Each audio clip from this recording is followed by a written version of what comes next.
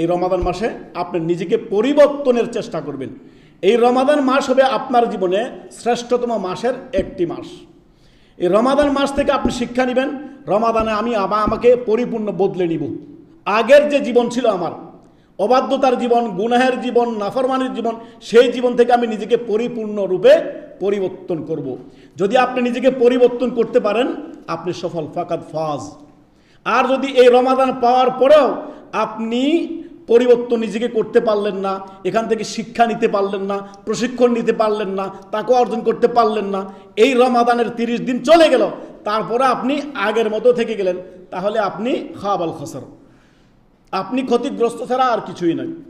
আল্লাহ রব্বুল আলামিন এই মর্মে সূরা আশ-শামসের আয়াত নাম্বার 9 এবং 10 আল্লাহ রব্বুল আলামিন বলেন, যারা নিজের আত্মাকে পরিশুদ্ধ করে, কি করে? পরিশুদ্ধ করে, পরিষ্কার করে সমস্ত নিফাক থেকে। সর্বনিকৃষ্ট নিফাক হচ্ছে শিরক। কি?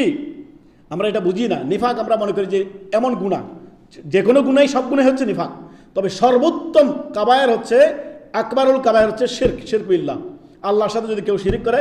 অতএব আপনি আপনার নফসকে সমস্ত শিরক থেকে, বিদআত থেকে, সকল প্রকার গুনাহ থেকে নফসকে পরিশুদ্ধ করবেন, পরিষ্কার পরিচ্ছন্ন করবেন। আল্লাহ রাব্বুল আলামিন বলেন, কদ আফলাহা মান যাক্কাহা, সফল কান্ত সে, যাক্কাহা, যে নিজের আত্মাকে পরিশুদ্ধ করছে, পরিষ্কার করেছে, নিজে পাপ থেকে পাপ মুক্ত হয়েছে, নিজের নফসের বিরুদ্ধে জিহাদ করে জিতে গেল যে, যাক্কাহা, নিজেকে পরিশুদ্ধ করলো যে, নিজেকে গুনাহ মুক্ত করলো যে, সে হচ্ছে খাঁটি, প্রকৃতপক্ষে সফল।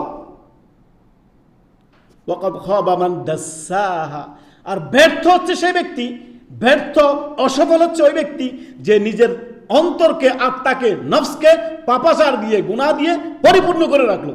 রমাদান পেয়ে গেল, নিজেকে পরিশুদ্ধ করলো না। রমাদান পরে পেয়ে গেল, আল্লাহর ভয়ে গুনাহমুক্ত হতে পারলো না। রমাদান পেয়ে গেল, পাপ মুক্তি করল, নিজের জীবনকে ধুয়ে মুছে সাফ করতে পারলো না। রমাদান তার থেকে বিদায় নিল, সে তারপরও কি করলো না? নিজের নফসকে পরিশুদ্ধ করলো না। সফল কাম ওই যে নিজের নফসকে, আত্মাকে কি করে? পরিশুদ্ধ করে। আর অসফল, ব্যর্থ হচ্ছে সে যে তার নফসকে আপনার গুনাহ দিয়ে, পাপাচার দিয়ে, অন্যায় দিয়ে, সীমালঙ্ঘন দিয়ে নোংরা করে রাখে।